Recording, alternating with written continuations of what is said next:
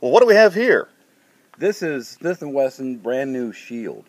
It is their new entry to the compact 9mm market, and it's been very popular. In fact, this is the first one I've actually had hands on to be able to shoot. The new compact 9. This will be fun to kind of compare with my M&P compact. Right. This one's a little bit thinner, but it holds fewer rounds. So yours is a little bit fatter, but it holds more rounds. So what you want is kind of up to you as to which way you want to go. We are talking, by the way, with our good friend and consultant, David the Marine. Let me see your war face. You got a war face? Elderton. And what is the most unique aspect of this M&P? This particular one has a Viridian green laser on it. A what? A Viridian. What is the difference between Viridian and any other type? Well, this particular one, there are some others now, but Viridian, I believe, was the first one to have a green I see. laser. What's unique about green? It's easier to see in daylight over a red laser. The downside is it costs more money to make that light green than it does red. This particular one, as you notice, when I took it out of the holster, I didn't do anything. I just took it out of the holster, and it's on. Okay. So it's one less thing to worry about when somebody's trying to kill you. It automatically turns on and off. Well, when the holster, there's a magnet in the holster that basically turns it. We hope it's off. Yes. I really have no way to verify that.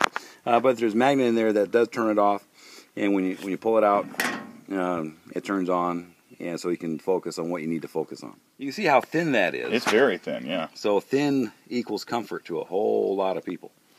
One thing about this, the Shield, is you can get a different length magazines for different capacities.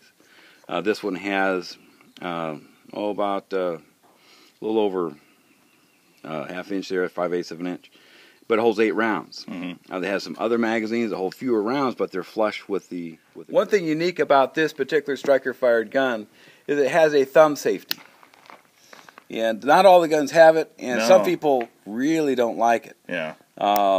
It locks up the trigger.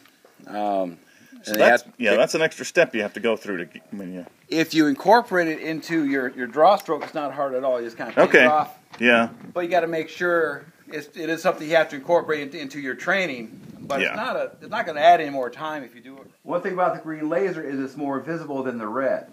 So hopefully the bad guy will see it before we have to shoot him, and maybe he'll do what he needs to do. But bad guys aren't the smartest people. No. And sometimes you got to carry out.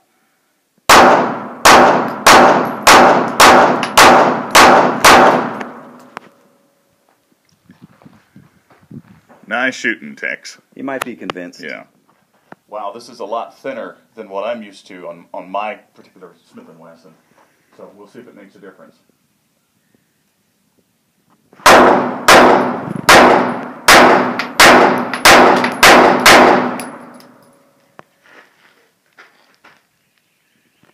Not as good a group, but with practice.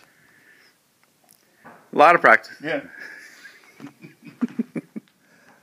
The M&P Compact Shield. Well, available in 9 and 40. This one. Oh, really? Okay. Yeah. And here's the M&P Compact. It looks pretty much the same size, but we do this. Right. And we can see the difference. Now, part of it is you had the laser grips on there, so it adds a little bit. But you look at the slide even. Yeah. You tell the difference there. And the forerunner to both of these was the Smith & Wesson Model 3913. This is what they call a traditional double action, where basically a long, hard pull. Yeah, almost like a 1911. No. This part is not. Okay. It's like a revolver. But after that first shot, when the slide works, you have, now it's like a 1911 with a reset. Oh, I see. It's so short and light. Yeah.